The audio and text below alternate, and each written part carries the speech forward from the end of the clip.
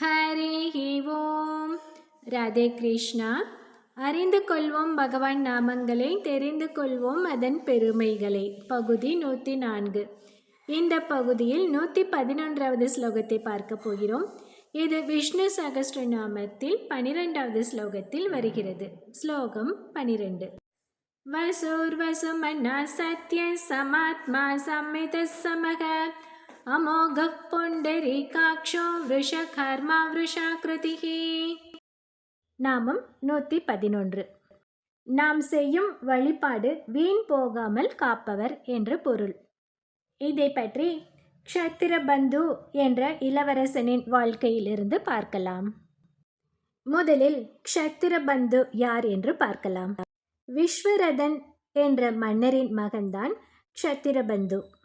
அவன் சிறு வயது முதலே தீய சகவாசத்தால் எந்த நற்குணமும் இல்லாதவனாகவும் பிறரை துன்புறுத்துவதையே தொழிலாகவும் கொண்டு வாழ்ந்து வந்தான். அவனது இம்சைகளால் வேதனைப்பட்ட அந்த நாட்டு மக்கள் அனைவரும் ஒன்று சேர்ந்து அரண்மனைக்கு சென்று அந்த இம்சை இளவரசனான க்ஷத்திரபந்துவை நாட்டை விட்டு வெளியேற்றும்படி மன்னரிடம் வேண்டினார்கள்.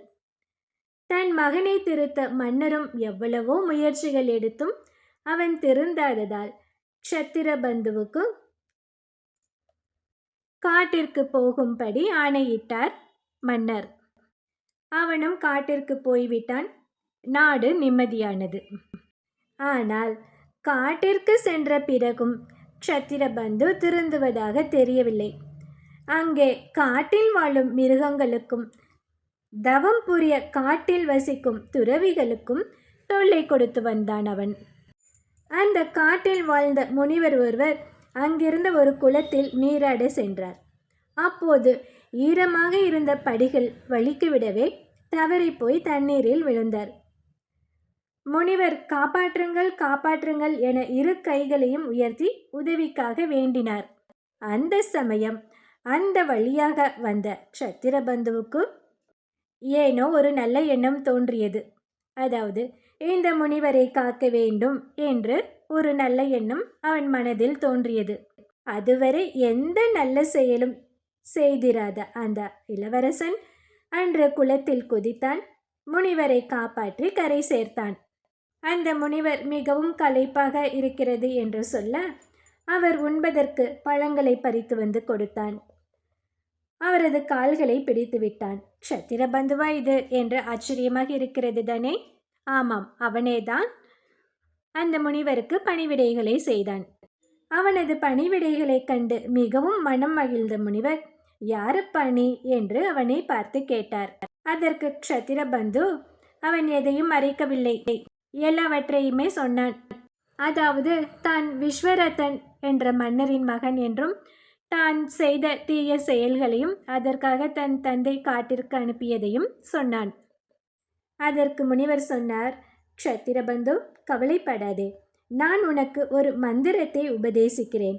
அது உன் பாபங்கள் அனைத்தையும் போக்கி உன்னை தூய்மைப்படுத்தும் என்று சொன்ன முனிவர் கோவிந்தா என்ற திருமாலின் திருநாமத்தை அவனுக்கு உபதேசித்தார்.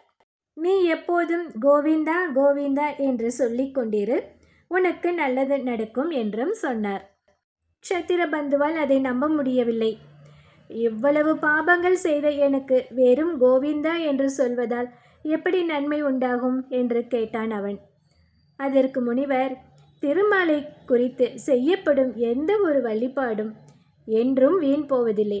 நாம் சிறிதளவு முயற்சியை அவனை நோக்கி முன்னெடுத்தாலே போதும், மிச்சத்தை அவன் பார்த்து கொள்வான். நீ கோவிந்தா நாமத்தை மட்டும் சொல், பிறகு பார்க்கலாம் என்றார். க்ஷத்திரபந்துவும் மனம் திருந்தியவனாக எப்போதும் கோவிந்த நாமத்தை ஜபம் செய்ய தொடங்கினான். அதன் பயனாக அவனது பாபங்கள் யாவும் மெல்ல மெல்ல மறைந்தன. தீயிலித்த தூசை போல மறைந்து போயின. அடுத்த பிறவியில் பக்தர்கள் நிறைந்த ஒரு நல்ல குடும்பத்தில் பிறந்து வேத சாஸ்திரங்கள் அனைத்தும் கற்றான் க்ஷத்திரபந்து. இறைவனின் திருவடிகளில் சரணாகதி செய்து அவனை அடைந்து அவனுக்கு தொண்டு செய்வதே அனைத்து வேதங்களின் சாரம் என்பதை அறிந்து கொண்டான். சரணாகதி செய்தான். அந்த பிறவியின் முடிவிலேயே முக்தியும் அடைந்தான். க்ஷத்திரபந்து வைகுண்டத்தை அடைந்தபோது அவனுக்கு முற்பிறவியில் உபதேசம் செய்த அந்த முனிவர் அவனை வரவேற்றார். நான் சொன்னது நினைவிருக்கிறதா என்று கேட்டார். ஆம், திருமாலை குறித்து செய்யப்படும் எந்த ஒரு வழிபாடும் வீண் போகாது என்று அன்று நீங்கள் எனக்கு கூறினீர்கள். அதை அனுபவத்தில் உணர்ந்து விட்டேன். கோவிந்தா கோவிந்தா என்று அவன் திருநாமங்களை உச்சரித்தேன். அது வீண் போகவில்லை. அந்த நாம உச்சாரணம் சரணாகதியில் அடியேனை கொண்டு சேர்த்து விட்டது. அந்த சரணாகதியின் பயனாக எம்பெருமான் அடியேனுக்கு முக்தியும் அளித்து விட்டான் என்றான் க்ஷத்திரபந்து. அமோக என்றால் வீண் போகாது என்று பொருள். எம்பெருமானை குறித்து செய்யப்படும் எந்த ஒரு வழிபாடும் வீண் போகாமல் பலன் தருவதால் தான் அவனை அமோக என்று அழைக்கிறோம். இந்த 111வது திருநாமத்தை தினமும் சொல்லி வந்தால் பக்தர்கள் எடுக்கும் அனைத்து முயற்சிகளும் வீண் போகாமல் பலன் அளிக்கும்படி எம்பெருமான் அருள் புரிவார். அடுத்தது நாமம் 112. ஓம் புண்டரீகாக்ஷாய நமக. இதை அடுத்த பகுதியில் பார்க்கலாம். ஹரிஹி ஓம்.